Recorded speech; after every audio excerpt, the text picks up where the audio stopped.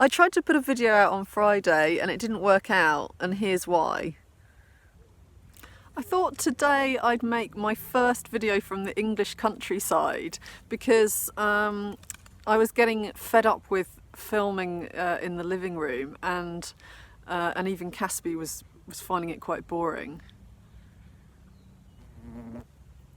There's actually loads of mosquitoes here because it's nearly sunset, so I might have to move soon.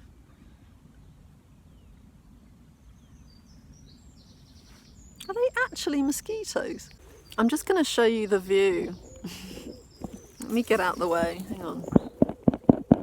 Oh, that's not good. Oh, a massive mosquito jumped on me.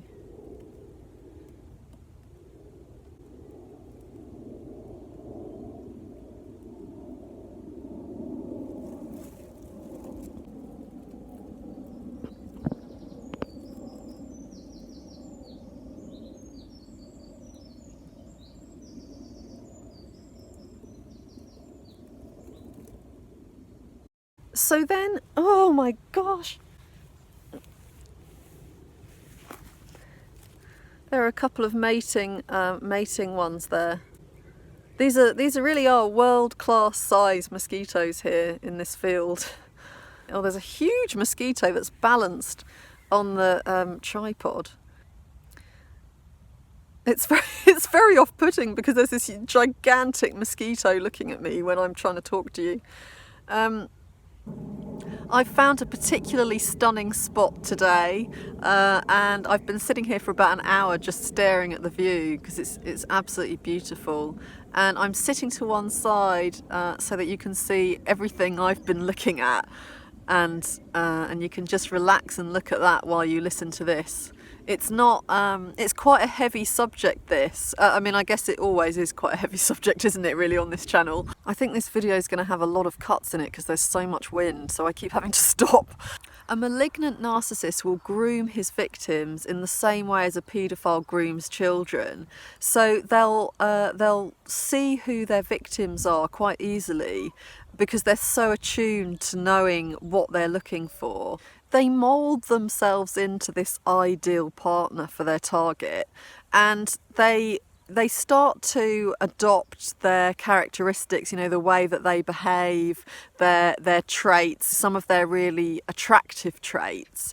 But because they don't have a lot of the negative emotions that normal people have, they don't tend to be anxious, they tend to be quite confident in a lot of ways, so they actually wear them really well, and they almost seem like a better version in a way than the target, because they don't have those negative things that come with the positive. They can seem really empathic, easygoing, because they don't worry about getting hurt, because they're not going to be vulnerable. They can seem like they're really trusting and really open to intimacy, and that can seem really attractive as well. And what they do is they lure the victim in by behaving as if this person is absolutely perfect for them. And they might even use the word perfect a lot. They'll flatter them and say how different they are to their ex or to people before them, and just build them up all the time. Talk about how amazing they are in any way that they can think of. And the victim gets used to this positive feedback. They're getting so much validation all the time that what happens is they start to trust that the narcissist is going to be a source of validation that they can rely on, because it's always positive. And so they start to rely on it, and it comes to a point where they don't really need to use their internal validation. They can just rely on someone else's. It's so much stronger than theirs. And the reason it's so much stronger than their own internal validation is that they mostly have grown up without getting the validation they needed from their family, from one of their parents or both of their parents, possibly also their sibling or siblings. People who were lucky enough not to have experienced that kind of childhood will have been going through a really low point in life. Maybe they've lost their job or been really ill, or someone in their family's died, someone close to them. You know, whatever it is, they're feeling at a very low and vulnerable point, and they're not feeling strong, and they're not feeling validated. They're not feeling particularly good about themselves.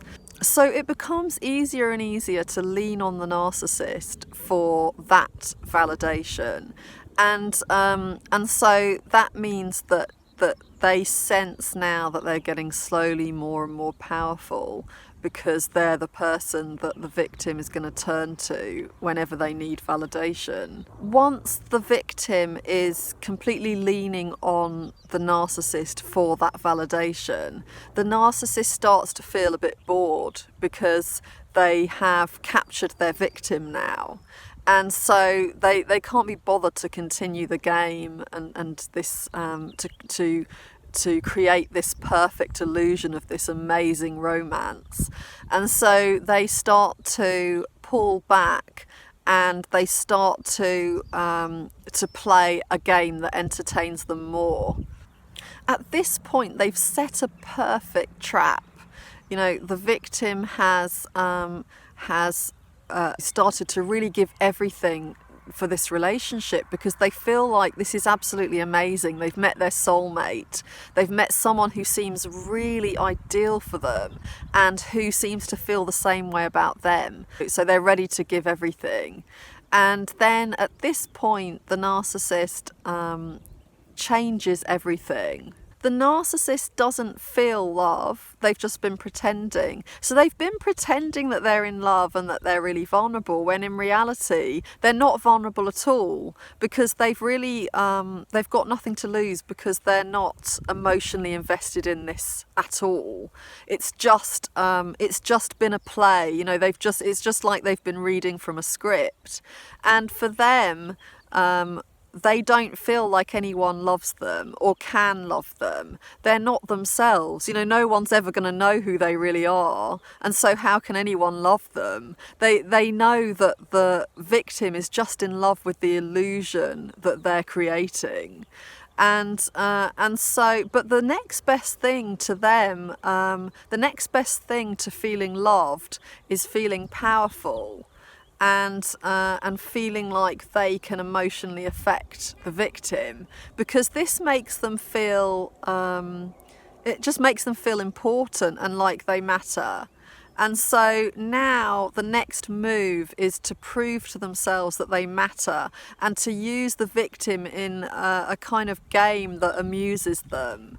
And so the next step is to start to devalue the victim.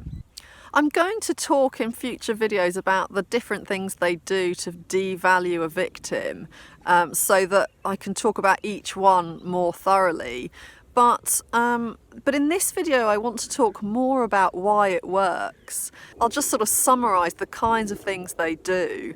They will start to show the victim that they're not really interested in how they feel about things. So, you know, if the victim's going to them for support, they might just look bored or be distracted, or suggest that there's something wrong with them for having this problem. When they do well at something, the narcissist might not react, or might put them down. You know, they might say something that makes them doubt themselves again, makes them think, oh, maybe it wasn't that great, maybe I didn't do it so well after all. Whatever they do will make the victim feel like they don't really matter, and like there's something wrong with them. They'll just feel really unsupported. So they'll start doing things like that. They'll start to intentionally make them jealous. they'll start to ignore them for a while whenever they feel like it. You know, they'll pick arguments and then they'll just ignore them until they feel like speaking to them again. They'll withhold sex. So they'll go from treating them like they're an absolute goddess if it's a woman, or god if it's a man, and then the next moment they'll just not be at all interested in sex. And that might be because they're having a fling with somebody else at that point, but they'll also just do it because it's a mind game. So they'll make the victim generally feel like they don't matter, like they're not attractive, like that they're just not particularly interesting. When they have an opinion about something that they want to express, the narcissist might always disagree, or they might put their opinion down, or they might look bored, or like it doesn't matter.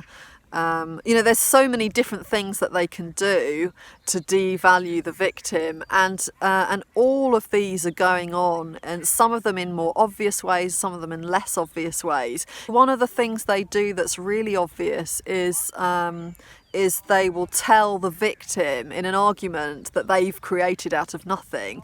They'll tell the victim that they are doing something that in fact the narcissist is doing. So it's quite obvious to the victim that that's a complete lie, that that's not what's happening. And so then they get really angry and defensive, and then the narcissist can make a massive thing about the way they're reacting and just point out how crazy they are. They'll spend days of having no contact with them, and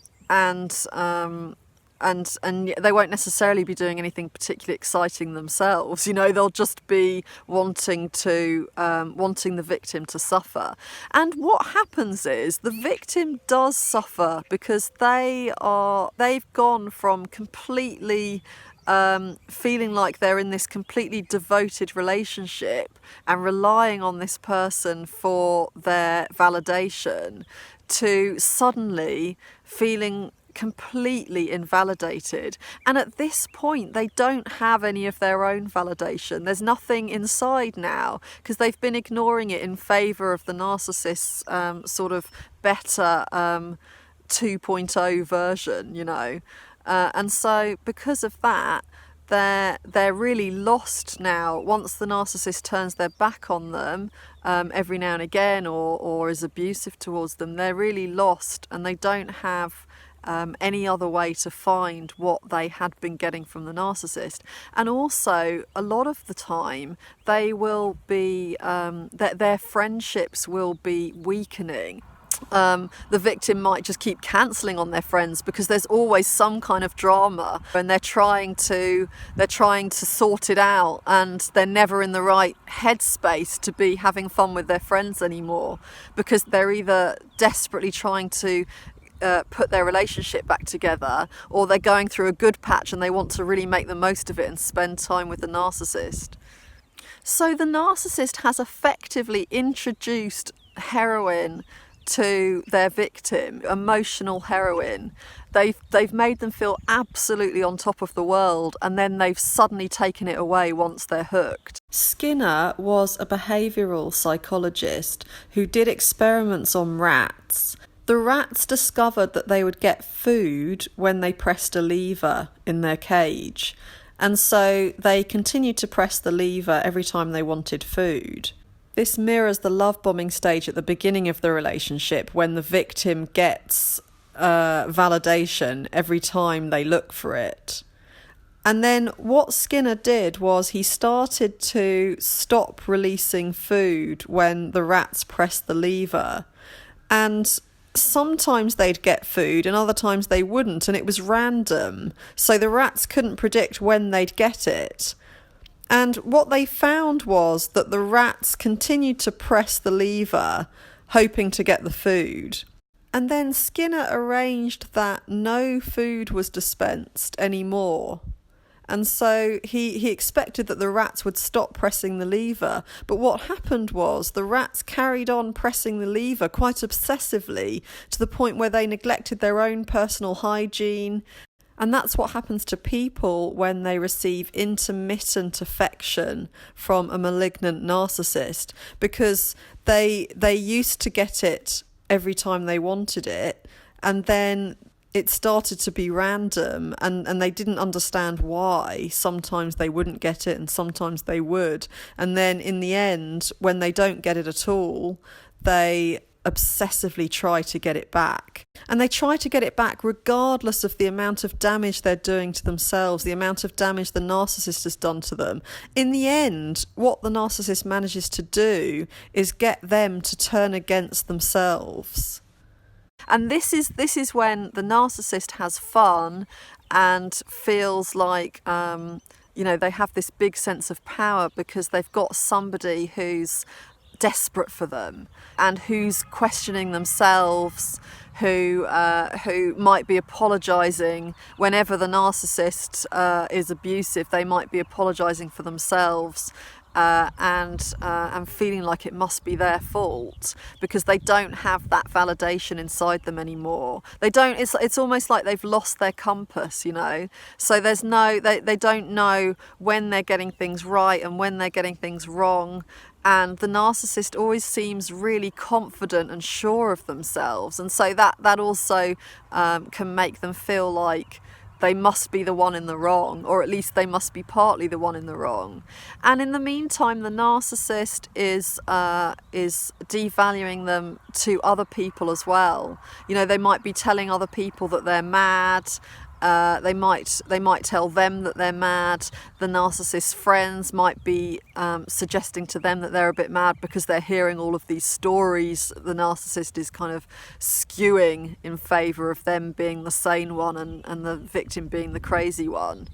The narcissist is now succeeding at obliterating the victim's sense of self, because they don't know whether they're coming or going. They're completely thrown. Their perfect partner, who cared so much about them, who was absolutely crazy about them, now thinks that there's something really wrong with them. They're not interested in spending time with them. They're constantly having problems with them. They're getting really angry with them, and so the victim is getting more and more lost in a sort of maze.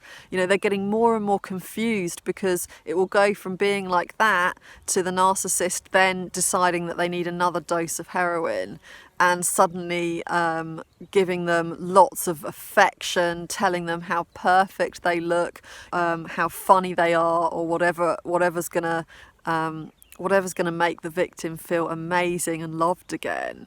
And then once they get all of that feeling back, that massive high again, they think that there is something to salvage, that this is a relationship that is going somewhere. There must have been a massive misunderstanding.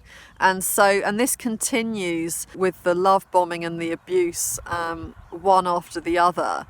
And so gradually the victim completely loses themselves in this situation. By the end of the relationship, they tend to not really know what actually happened. They're just completely thrown, and they don't feel they've lost their joy. They've lost their sense of fun. They don't really care about the things that they used to care about, because if you think about it, I've never actually had heroin, thankfully, but once you have, the idea is that nothing else really does it for you, because it's just the best feeling in the world.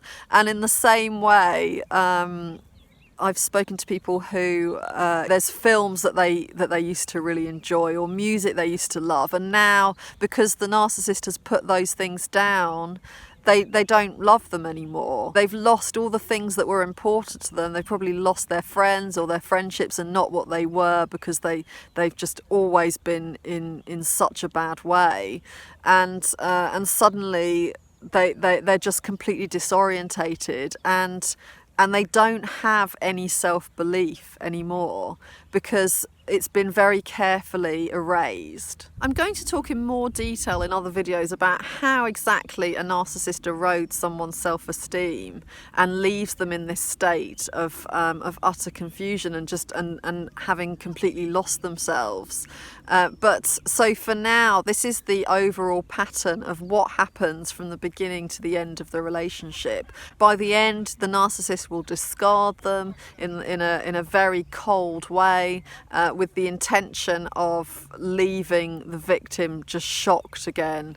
Often they will have love bombed them recently so that it will come as more of a shock and leave the victim in pieces. And if the victim is in pieces, then the narcissist's job is done. The idea is that they have completely destroyed somebody, so that they're sort of like parasites, really. So they have managed to get the energy from the victim, and it really energizes them, this whole cycle of abuse. They do all the fake love bombing, and then they abuse the victim or withdraw, and they watch the emotional reactions, and they watch how much the victim needs them and is absolutely devastated and is just getting weaker and weaker and just leaving themselves behind more and more for the narcissist.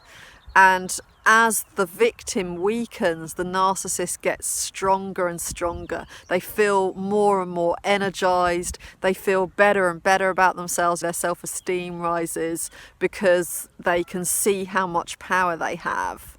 And by the end of the relationship, they feel great about themselves. They'll have another source of supply waiting, and so they're starting to love bomb that next source of supply to make them feel amazing. Because they're chameleons, they're now ready to fall into the next role and leave the last victim scrambling about, wondering how on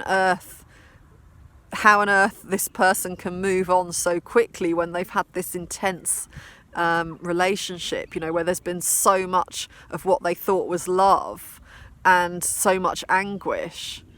While the victim is desperately apologising for themselves, wondering what they've done wrong, trying to understand the narcissist, trying to work out how to talk the narcissist around, how to explain to the narcissist why they felt what they felt, what they really meant in an argument, if they felt that they were misunderstood. While the victim is really turning themselves inside out, trying to fix the relationship, the narcissist is feeling really relaxed, just enjoying the time apart, knowing that they can have fun while the victim is only thinking about them. At this point, they might well be flirting with other people. They might be having flings with different people, having affairs if they're married, and they're not suffering. They're not worried about whether the relationship's going to end or not, because when the victim does end it,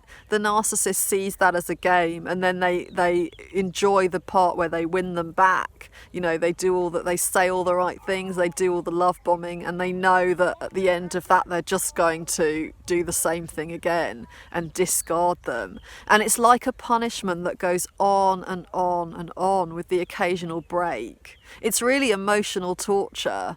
It can be really, really confusing. How did they really matter so much once and not anymore?